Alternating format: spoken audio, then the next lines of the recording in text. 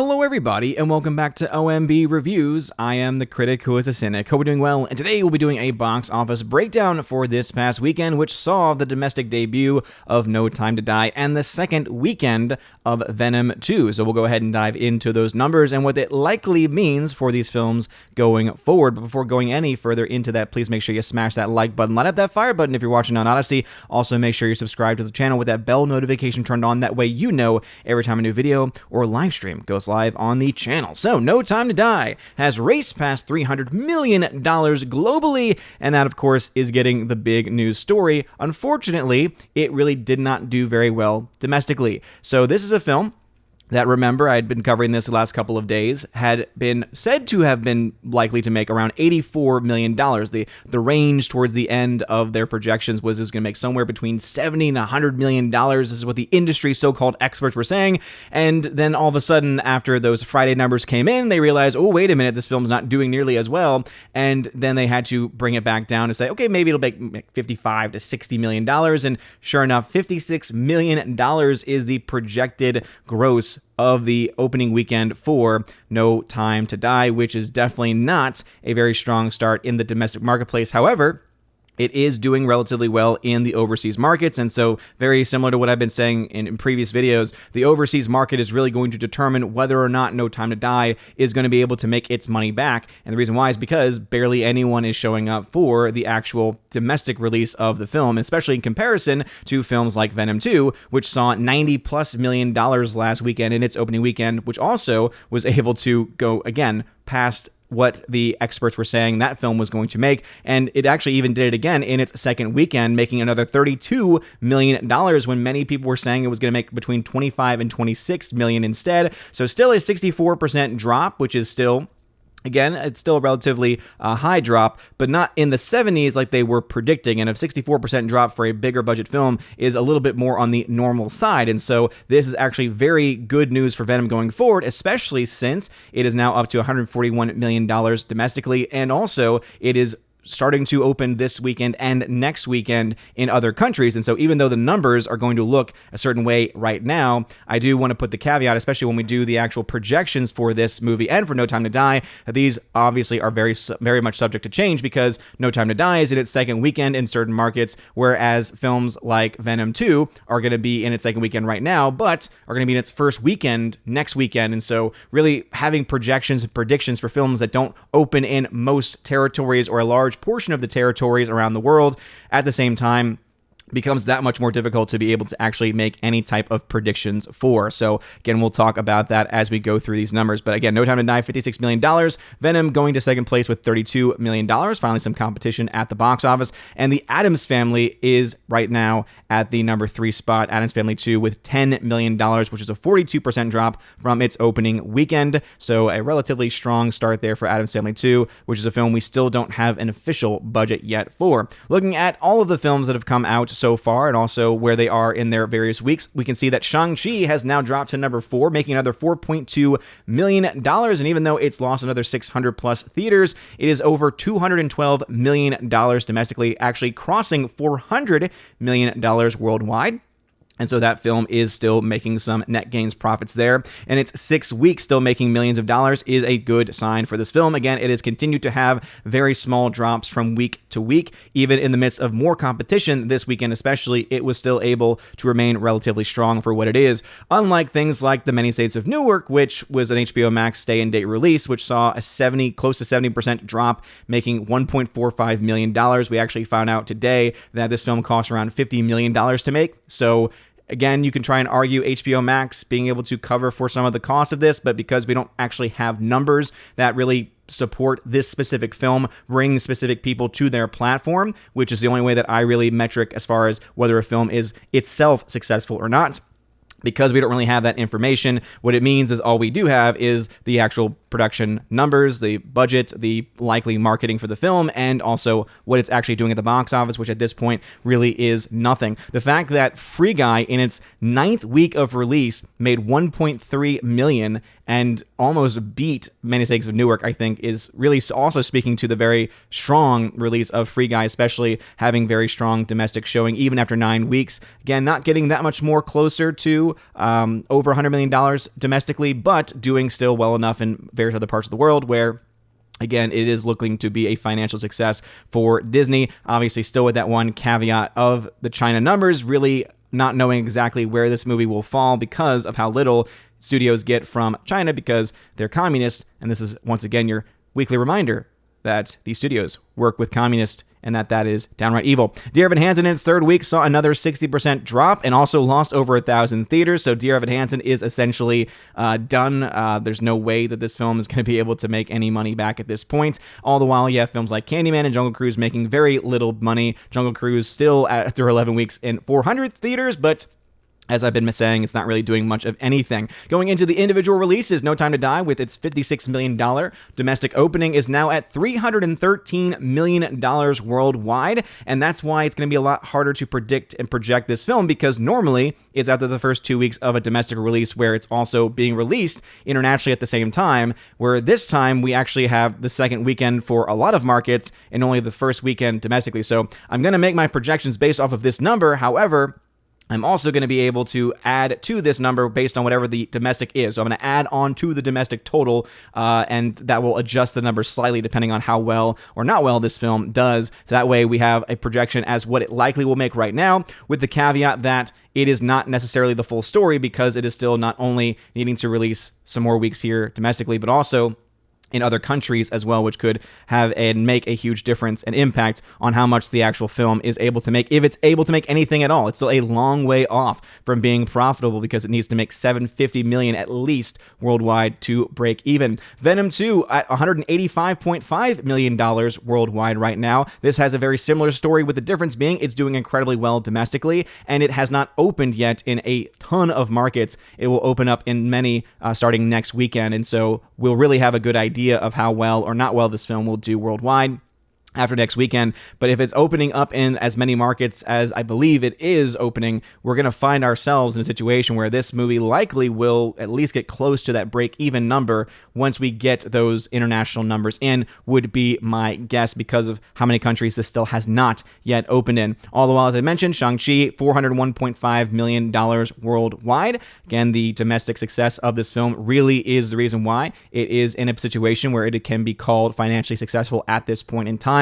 And it's just more and more money every single week that it is out. Going into the actual box office chart itself, let's go ahead and see what we can talk about. So Many Saints of Newark is the one that we have a little bit more surety about, and that film with a $10 million 2-week total means that it's going to end somewhere between $14 and $20 million, meaning the film will be either a $66 million or $62 million loss, depending on how well or how not well it does, and that's based on the fact it had a $50 million budget. $75 million is the actual with marketing costs there. The break even for it is $125 million. Obviously, it's gonna get nowhere near the $100+ million it needs to make, being at only $10 million worldwide right now. So that film not likely to be a success. Addams Family 2 with $35 million is therefore expected to make between $51 and $71 million, based on again, this is just a guess based off of the previous film's budget of around $24 million or so. Means that the break even for this is $54 million, meaning it's going to either make around $6 million or be a $5 million loss. Obviously, this one is also hard to predict because we don't actually have any official budgets for this film. Looking at Venom 2, as I mentioned before, $185 million after 2 weeks, but it is still needing to open in a lot of markets. And so as of right now, if I were to make my normal projections after the first 2 weeks, the film would make somewhere between $265 and $371. However, something tells me that the projections will go up after next weekend once it opens up in a lot of the other markets around the world. And so that is something where we're going to have to keep that in mind, that even though this is what the numbers are saying right now, it is still in a position where at the very least it is going to either be a small loss for them or a pretty decent gain. And as I said before, this loss is probably going to be completely done away with when we actually start to get in those other countries. Again, I'm just doing the projections right now just to see where the film stands right now, and also wherever it ends up, how much it really compares and just how much it really relies on those foreign markets in order to make the money that is typically projected to make. So it's more of an experiment at this point in time, and I'll put my dash through that just that way we all know that this number really isn't the second week number that I typically base all of my projections on because of the weird release of the film. Same thing, obviously, with No Time to Die, since this is technically the opening weekend domestically, but it's been out for a couple weeks. This number will update once I get the second weekend domestic number, since it's opened up in many places that, at least as far as the biggest foreign box office markets are concerned. So I'd feel a lot more comfortable after next weekend being able to actually put out some projections in official capacity. But as these numbers stand right now, the film is looking to make around 447 to 626 million, meaning the film would be in either 181 or $74 million loss. As I said, this number will probably get updated and changed because of the fact it is opening up over time in different markets and is only just coming out here domestically. Case in point, though, is that this film still has a long way to go to break even, and it would have to do incredibly well if it was ever even going to get to a break-even number. Even if, let's say, it does very well for next weekend, and its second weekend has a very small drop-off domestically, we're still looking at a film that is not likely going to be able to make up the massive amount of money that was spent on the film. We'll have to wait and see. Obviously, there's a lot of markets that it still needs to make some money in. There's talks, of course, about what it's going to do in China, if it's going to get released in China at all.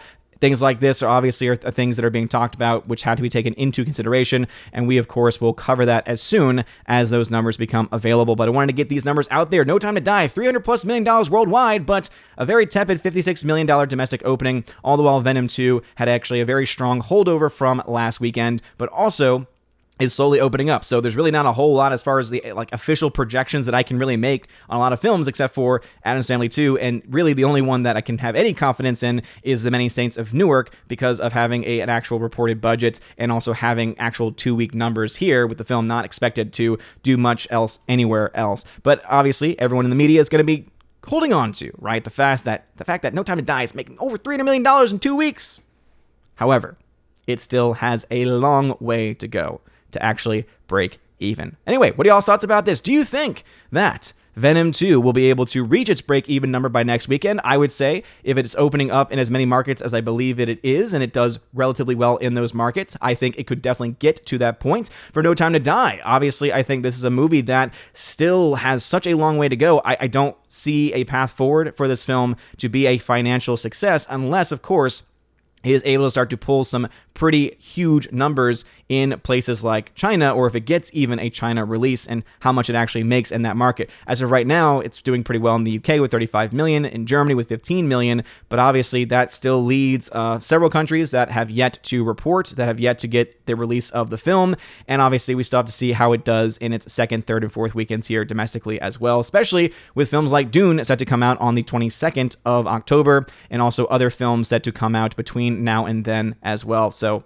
all this stuff we'll be covering here on the channel, but let me know your thoughts about this stuff in the comment section below. If you like this video, smash that like button, light up that fire button.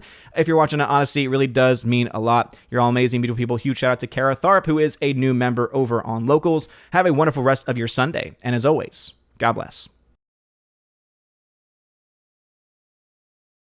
And now for a huge shout out to all of my Patreon, Subscribe Star, and Locals members: Andrew Hoyle, animation commentator; Brandon, Brian P., Christopher Bowman, Don Bruno de la Mancha, Father Christopher Miller, hail to you, Father; Father Damian Cook, Garrett Searles, Harold Francis, Inflamed Wood, Jacob Juice, Jeffrey Toone, Joe Horn, Jonathan Carney, Gomer Kyle, 79, Laura, the Modern Major General's Story, Mike Jackson, Dion, Mad Mitch Dunaway, Mondo Spieler, Mr. Peabody, On to June, Orange Hat Reviews, Out of Step with Reality, Priscilla Hall, Rosetta Allen, Stan Andrian, Teresa Martin, Theodore Benden, Tina Bojan, and Tina B., the Empress of the Universe. Thank you for being my Patreon members, and a huge shout out to my Subscribe Star members: The R, Fast Reaction, Nosferatu Gatsu, John B., Perpetual Punster, Mr. Roy, Glinzer, J. Alex McCarthy Jr., Dean Heiss Slash, the new number 2, J-Rod, the Beer Guru, and ZK-Man. Thank you very much for supporting me over on Subscribestar. And to my one Locals member, Robert Barnes, thank you for supporting me over on Locals. And if you want a name shouted out, or your name rather, shouted out at the end of every single live stream and video, please consider joining on one of those platforms, either Patreon, Subscribestar, or Locals. Links to that can be found in the description. Look at that top link especially. It's called the Willow link there. It'll give you links to all the social media platforms and also ways to support the channel. If you want to be an Army of Asgard level or above member, you can get access to giveaways that I do every single month. I give away 4Ks, Blu-rays, all kinds of stuff. It is a lot of fun. Also, if you join at the Keeper of the Bifrost level, you get access to all of that. Plus, you get access to an exclusive podcast that I do with John the Flick Pick Flickinger.